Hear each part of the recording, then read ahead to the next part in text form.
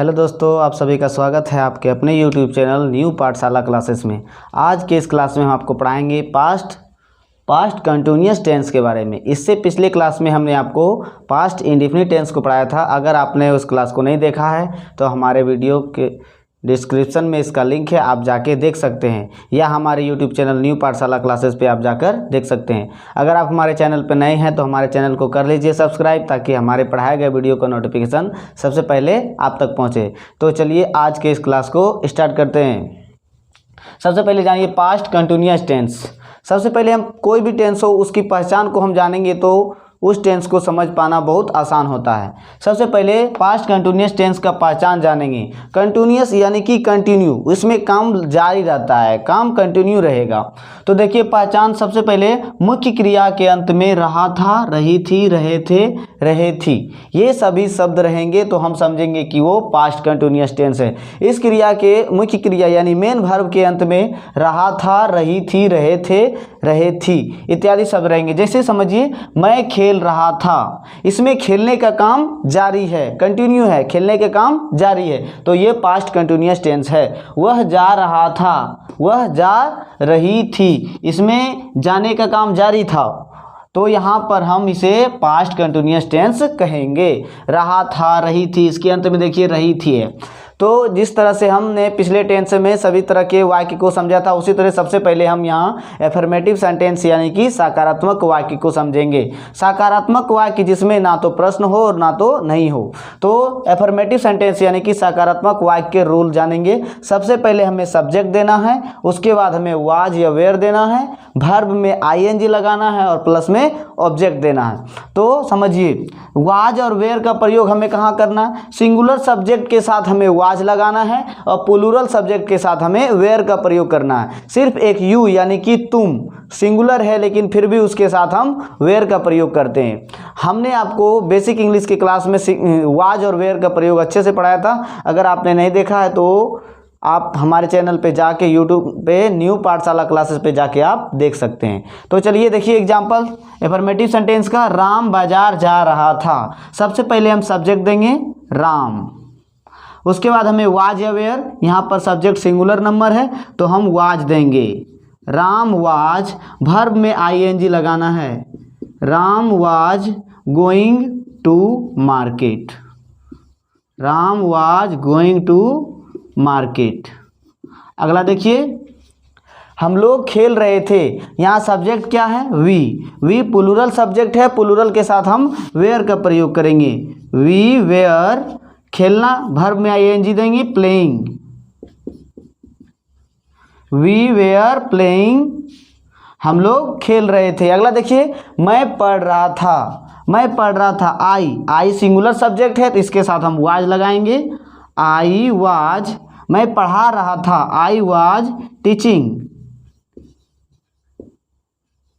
I was teaching. अगला देखिए तुम लोग दौड़ रहे थे, तुम लोग यानी कि यू प्लूरल सब्जेक्ट है, हम इसके साथ वेयर लगाएंगे।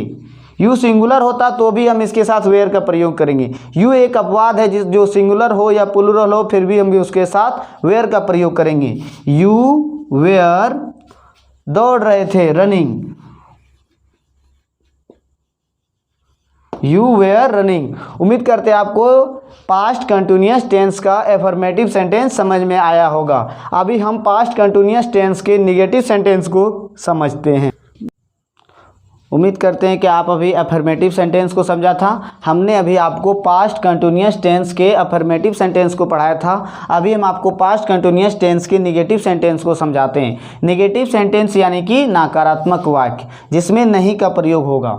सबसे पहले हम इसका रूल को समझ लेते हैं।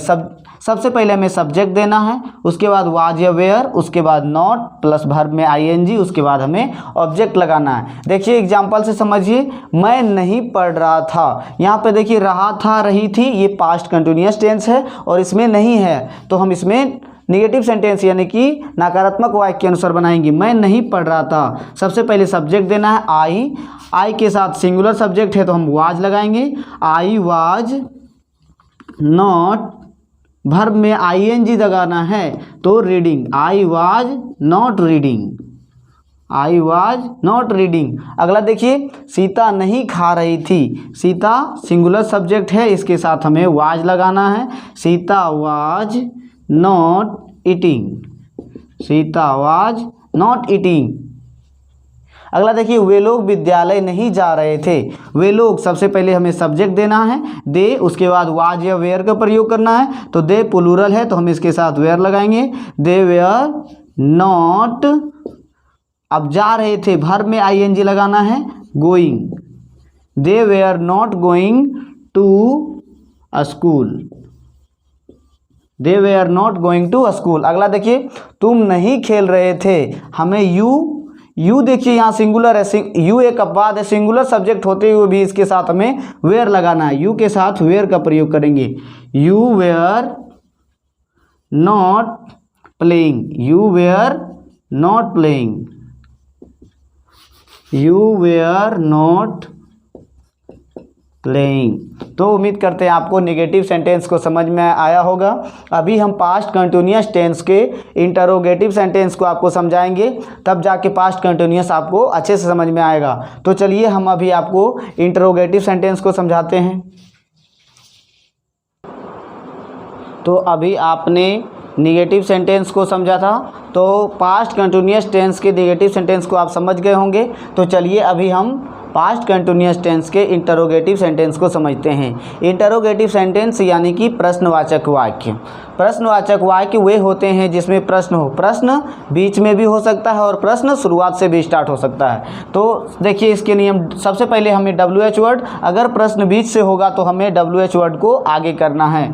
उसके बाद हमें अगर क्या से स्टार्टिंग हो तो वाज वेयर, हमें helping verb was were plus subject. उसके बाद अगर वाक्य में नोट होगा तो नोट देंगे। वर्ब में ING देना है, उसके बाद ऑब्जेक्ट देना है, उसके बाद हमें प्रश्नवाचक चिन्ह का प्रयोग करना है। आइए इसके हम एग्जाम्पल से समझते हैं। देखिए, क्या मैं खेल रहा था, यहाँ प्रश्न स्टार्टिंग में है तो हम हेल्पिंग वर्ब से स्टार्ट करेंगे। क्या मैं खेल रहा था, यहाँ देखिए सब्जेक्ट है आई के साथ हमें वाज का प्रयोग करना है। Was I playing. वर्ब में सब्जेक्ट के बाद हमें वर्ब में ING लगाना है, प्लेइंग, PLAYING। तो वाज आई प्लेइंग। अगला देखिए प्रश्नवाचक चिन्ह लगाना है। अगला देखिए, क्या राम नहीं पढ़ रहा था, यहाँ प्रश्न क्या स्टार्टिंग है तो हमें हेल्पिंग वर्ब से स्टार्ट करना है। तो देखिए राम सब्जेक्ट है, राम सिंगुलर सब्जेक्ट है, सिंगुलर सब्जेक्ट के साथ हमें वाज का प्रयोग करना है।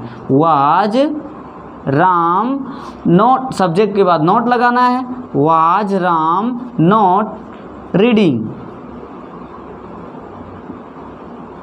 Was Ram not reading. अगला देखिए, तुम क्या खा रहे थे, यहाँ देखिए प्रश्न बीच में है तो हमें WH वर्ड को आगे करना है। क्या का अंग्रेजी सबसे पहले लिखेंगे हम व्हाट। उसके बाद हमें वाज या वेयर का प्रयोग करना है। तो हमारे पास सब्जेक्ट है यू के अनुसार हमें वेयर लगाना है। व्हाट वेयर, उसके बाद हमें सब्जेक्ट देना है, व्हाट वेयर यू। वर्ब में ING लगाना है। तो खाना का नॉट तो है नहीं इसमें, तो खाना का वर्ब में ING लगाएंगे, ईटिंग। प्रश्नवाचक चिन्ह हमें लगाना है, व्हाट वेयर यू ईटिंग, तुम क्या खा रहे थे। अगला देखिए, तुम क्यों नहीं पढ़ रहे थे।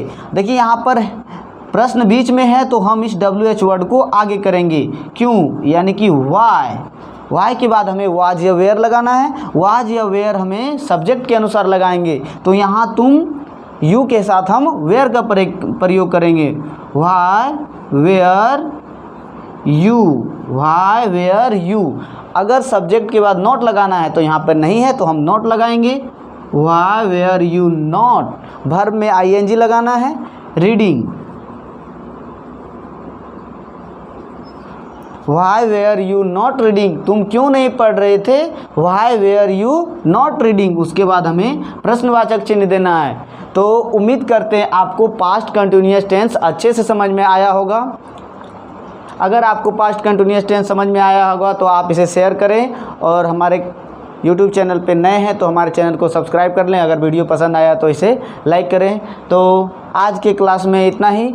तो तो अगर आपको यह वीडियो समझ में आया है तो आप इसे ज़्यादा से ज़्यादा शेयर करें ताकि ज़्यादा से ज़्यादा बच्चों तक पहुंच पाएँ। थैंक यू, फिर मिलते हैं अगले क्लास में। आज के लिए इतना ही।